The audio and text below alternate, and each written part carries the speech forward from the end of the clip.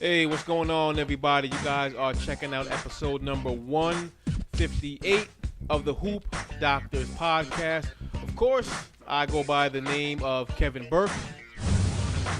So Rondo was finally traded, and I couldn't be happier because so much talk over the last 2 years. I mean, even before he tore his ACL, so much talk about him potentially being traded because he was, a tough guy to deal with.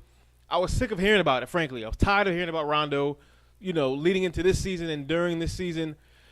Trade talks have surfaced. There are no trade talks. Trade talks for another team comes up, pops up.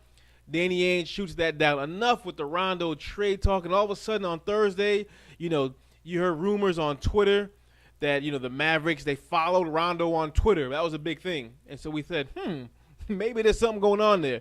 But finally the trade goes down again. Even before the ACL, when he was playing with, with the big three, KG, Pearson, and Allen. So much talk. It's finally over. Thank you. Now let's shift our focus to what happens now. Dallas quietly has probably the best starting five on paper. You got Rondo and Monte Ellis, Chandler Parsons, Tyson Chandler, and, of course, Dirk Nowitzki. Just looking at that backcourt, Monte and Rondo, all of a sudden that best backcourt in the NBA conversation has gotten a little bit more interesting.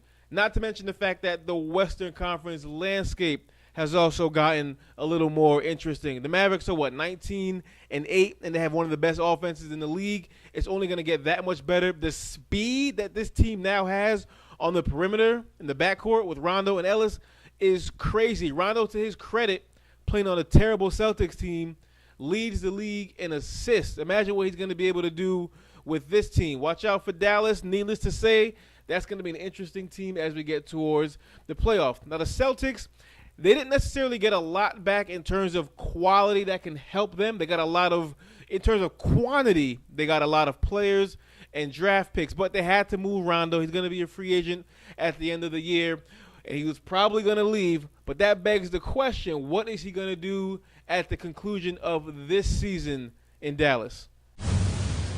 On Thursday night, the Warriors hosted the Thunder, and in the second quarter, KD went down with an ankle sprain after he stepped on the foot of Maurice Spates as he was driving to the basket, and his ankle rolled. Now, this is not Maurice Spates' fault. This is not Kevin Durant's fault.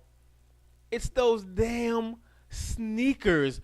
Why are guys playing ball in low tops? I've been saying this for years. I don't understand this.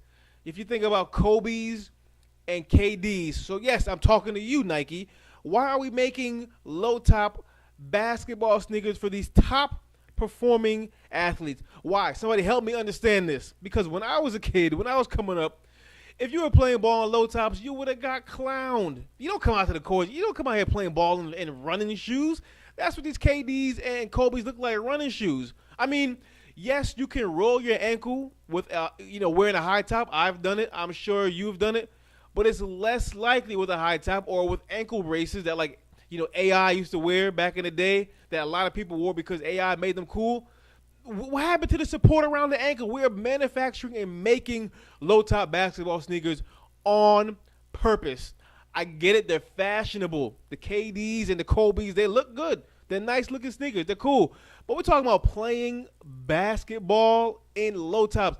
I don't understand this. I'm surprised that KD hasn't rolled his ankle more because think back to a few years ago.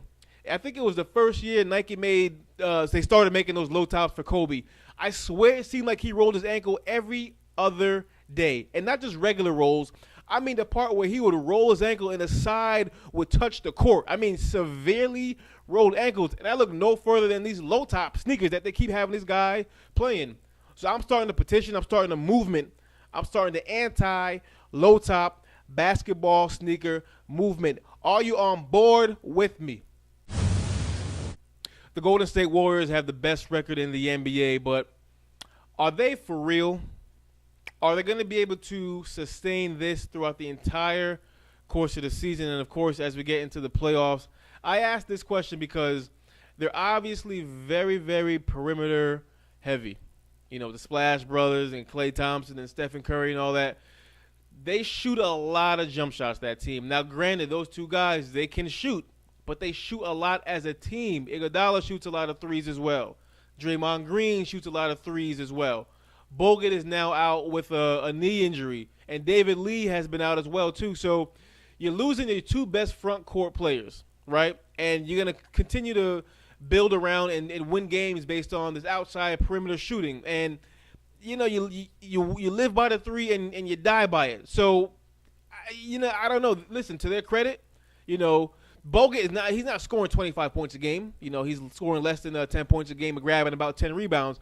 So you're going to miss that low post presence. But I don't know if shooting so many jump shots is going to, allow this team to sustain this success throughout the entire course of the season. We don't know yet how long Bogut's going to be out. But they need David Lee back soon to kind of balance that offense because they shoot too many threes and too many jump shots for my liking. But, again, to their credit, they're winning. So, hey, a win is a win is a win is a win.